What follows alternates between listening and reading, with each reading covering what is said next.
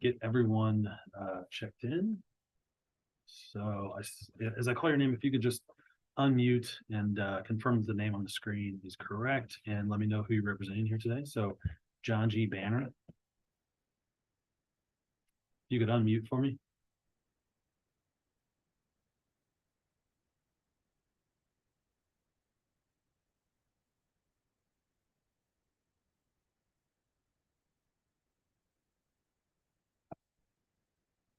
Give Mr. Banner a second. Mr. Morris, you with us? Yes, I'm Steve Morris. I'm Vice President of Administration for the Cincinnati State. Okay, welcome. Thank you. And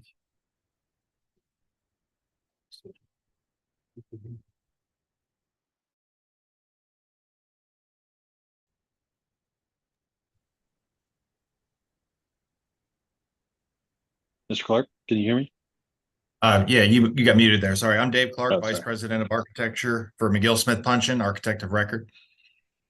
Okay, great. Welcome. Mr. Banner, are you able to hear me? Could you unmute? Are you able to unmute your screen on that end? We can't hear anything you're saying until you unmute. Do you all know Mr. Banner? Yes. Okay. Mr. Morris, could you unmute for a minute?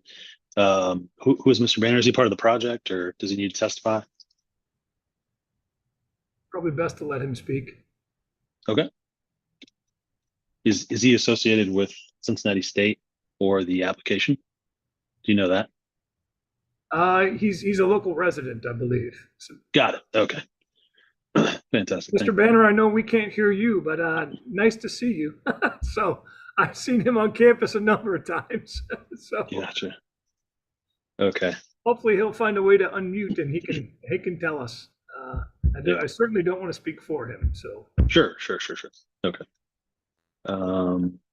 Let's see. Just give me 1 minute, folks. Sorry for the delay. I'm just going to try to see if I can contact him.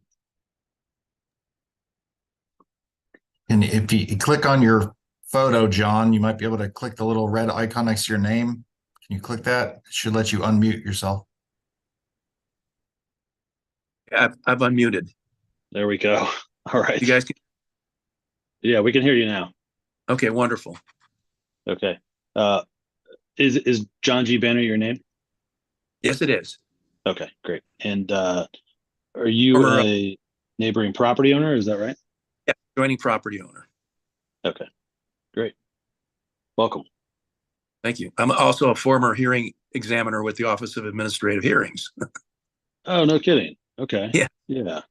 Downstairs. Yeah. First. Okay. Well, this may be familiar to you then. Welcome. Were you able to figure out how to do the mute unmute thing? Yes. Just for the rest of the hearing. Okay, great.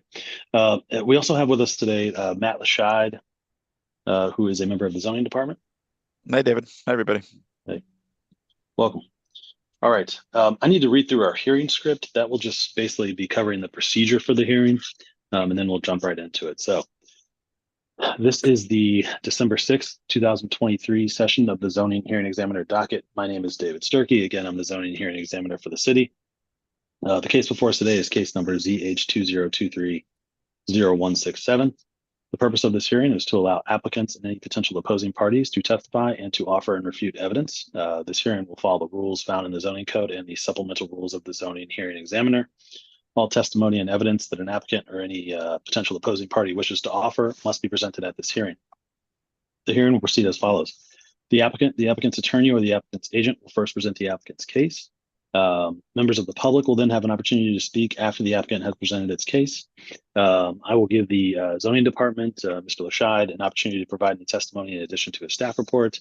In the event that any party testifies or offers argument in opposition to this application, the applicant will have an opportunity to rebut that argument, argument or testimony that was in opposition. And then finally, the applicant will have an opportunity to make any closing statements. So for our purposes here today, I'll give Mr. Morris and Mr. Clark an opportunity to tell me about the project. one of you can speak, both of you can speak, however you want to orient it is completely up to you. I'm pretty liberal about how you guys want to do that. After you're finished, I'll go over to Mr. Banner and allow him to provide any additional remarks if he would like. I'll go to Mr. Lashide, and then I'll go back to Mr. Morris and Mr. Clark to respond to anything that they've heard during the hearing, and then make any closing statements. After all presentations have been made, I will close the hearing. Decisions may be expected within 2 weeks. I may limit or exclude any testimony that I deem irrelevant or outside the scope of the application being considered. I may interrupt any speaker to ask questions or to make any comments. In the event of any technical difficulties, I'll do my best to troubleshoot those on the fly, but to the extent there's some defect that prevents us from meaningfully going forward with the hearing, I may continue or postpone the hearing at my discretion. Okay, last thing I need to do is just swear in all of our witnesses. If you intend on providing any testimony here today at all, any comments, questions, then the zoning code requires that I swear you in. So if you know that you'd like to provide some testimony, I'm going to go ahead and collectively swear everyone in together right now. So if you could just take yourself off of mute. Mr. Banner, you're already off mute. I need everyone to raise their right hand and to answer out loud. Do you solemnly swear the testimony you shall give will be the truth, the whole truth, and nothing but the truth? I do. I do. I do. I do. Great. Thanks, everyone. All right. Who's going to be taking the lead here for us on the presentation? I think we'll have our. I'll start. Yeah, that sounds great. And I've got Okay. a short statement to follow. Great. Floor is yours. All right. Thank you, Mr. Starkey. I appreciate your time today. I think that Matt did a great job of summarizing in the staff report our application and our statement. So without restating the information that's in there, I think the number one thing that we just want to touch on is the intent of the signage. Number one, as stated, there are a number of other wayfinding and branding work that's gone along with this work around the campus. So this mesh signage was in tandem with that, just as far as some entry signs. So over the years, just recently, Cincinnati State has had some issues with wayfinding on campus with multiple points of entry, of just directing the people and students and staff and visitors to the right entry. So the Central Parkway garage, that is the main entry point that they want all visitors to focus to. And as you can see in the existing photos and existing additions out there, the existing garage, it's very nondescript. It's really nothing special to look at. So we really tried to find a way that, number one, that we can improve the aesthetic value of that, just to improve the visibility of the college, and then also something that announces that welcome to Cincinnati State, meaning this is the main entry, so centered over that main facade. So what's unique about the signage component of this is that the existing north face of the garage, it's approximately 11,000 square feet of that facade. The mesh piece would only cover that center bay, which is about 2,300 square feet. So then what's unique about the mesh, about the signage is, in order for garages by code, you have to have free area and open air. So we have the mesh panel, which is, and there's photos of this, and we have samples of this as well, but it's like a chainmail, basically. It's not a solid sign. It's not like a piece of plywood or metal. It's free area, which allows the free area or free air for the code for the garage. Powder coated on that mesh is the actual logo and the Welcome to Cincinnati State lettering. So again, it's not an applied channel letters. It's not something that can fall off or come off. It's integral with that mesh. So it's very unique in the application of the signage. In a lot of ways, it's almost like a decorative piece of artwork on that substrate. So again, we feel the material is very unique. And I think the other thing to consider, just in the, when you just look at the size of the lettering and how it's measured, is the fact that the distance from the current garage out to Ludlow Avenue, it's approximately 500 feet. So we are significantly set back from the road. When you look at the staff report on page, I think it was 4, or excuse me, on page 6, there's a side-by-side of renderings that MSP created that show basically our proposed proposed signage on the right versus if it was the signage was scaled down to the left, and how really invisible it would be. So we understand how the signage is measured by the 1427-03S2 and the limitations there of drawing the rectangles on it. But we feel that based on the free area of the mesh sign and how that powder coating goes on, the variance should be granted just to allow that kind of artistic decoration to be present. Again, I think we stated in our letter of case the benefits both to the general public as far as from a wayfinding and a promotion of the school, and then also just the health and safety and welfare of visitors, being able to effectively identify where on site and to get to that main entry. So I think with that, that's my brief summary. I'll turn it over to Steve for some comments. Okay, thank you. Yeah, thank you very much. I have just a few brief comments. I've put these in writing. I apologize. I did not email this to you all. I can certainly do that after the hearing if you'd like. First of all, it's important to note that as Ohio's designated community college for Hamilton County, Cincinnati State Technical and Community College strives to meet each student where they are in their lives, regardless of age or demographics, and help them take the next step towards their future. Our mission is to provide access, opportunity, and support in achieving success for individuals seeking exceptional technical, transfer, and experiential and cooperative education and workforce training. To achieve this end, Cincinnati State has open access enrollment. We've got the most affordable tuition in the region, and we're among the region's highest quality education programs across many in-demand fields. So this project's an important step for us in achieving that mission. The signage is designated as a visual cue for students and parents to find our campus welcome center, which is located on the 5th floor of this garage we've been discussing. And thus, by approving the signage variance, the city will be assisting Cincinnati State to make its front doors more accessible and inviting to our students in furtherance of our mission. And certainly the administration, on behalf of the administration, we greatly appreciate the city's consideration and assistance with this project. Thank you for your time. Thank you. Okay. Let's see. I don't actually think that I have any questions at the moment. So I'm going to hold off and move to the public. Any public statements? So Mr. Banner, is there anything you'd like to add to the conversation here?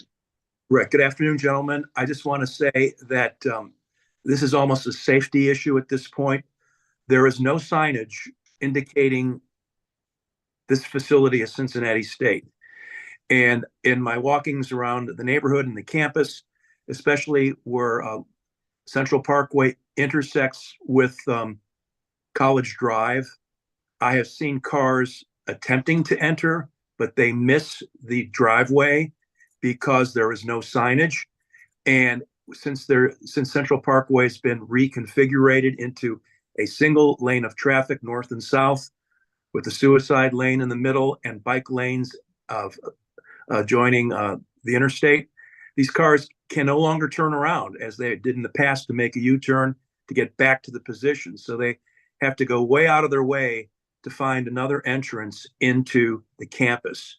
So I'm approaching this as a neighbor and adjoining property owner as a safety issue, and it needs to be corrected immediately. And I'm totally supportive of Cincinnati State's ability to get this variance to do what they need to do, because in my humble opinion, it is a safety issue and signage appropriately needs to be established ASAP. Okay. Thank you very much, Mr. Banner. I appreciate your time, your testimony, your perspective on this issue. To that, let me ask a quick question of either Mr. Clark or Mr. Morris. Is there any identifying signage along Central Parkway or Ludlow to let visitors know? What You want me to this take garage that? exists, or that the campus is there? Sure. So as part of this permit work, we've received a building permit from the state of Ohio for the work.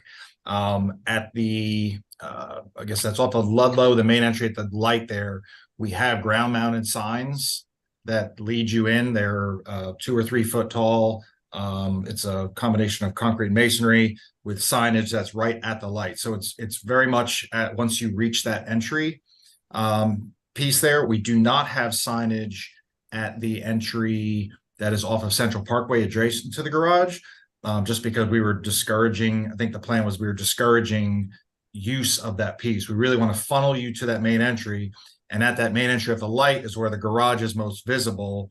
And then again, it's really, that is the eye catcher as far as this is the direction to go. So to Mr. Banner's point, as you approach from either the north, or excuse me, from the west across the highway and come up, or if you come down Ludlow and come from the east, you won't see those monumental signs at the entry until you're more or less right on it. Whereas the garage sign, again, it's 500, 600, 700 feet away, but it's the aesthetic of that mesh and the signage is enough that it's a visual cue that you've arrived at something. And then we put that in our neighborhood compatibility statement. Just, it is a few miles up the road, but a lot of the buildings and entryways that you see are the same way, where they have very much interesting buildings, unique architecture that cue you that you're in. So that's the idea, that mesh is that visual cue that you've arrived. Gotcha. Okay, thanks. So you're saying there are some ground signs currently at the main intersection? Currently, no. They Okay. were just permitted and they're under construction. Got it. Okay, great. All right. Mr. Lashad, anything you wanted to add? Sure. Yeah. Thank you, David, and thank you everyone for being here. Appreciate Mr. Clark, all our communication over the last few weeks. Been good working with you. Yeah, I'll say when we first saw this, I was a bit hesitant. I mean, the code allows 250 square feet, which in my opinion is pretty large for a sign. So to exceed that is unusual. But after speaking with Mr. Clark and his team and learning more about the proposal and the material here, typically the reason that we have limitations on signage, various reasons. They could be a nuisance for neighboring property owners if they're too bright, if they're illuminated or flashing. They may be a distraction for drivers if they're too close to the street. Again, if they're flashing, they can obstruct visibility of the architecture of the building or neighboring buildings. I don't feel that the proposed signage is any of those problems. It's not illuminated.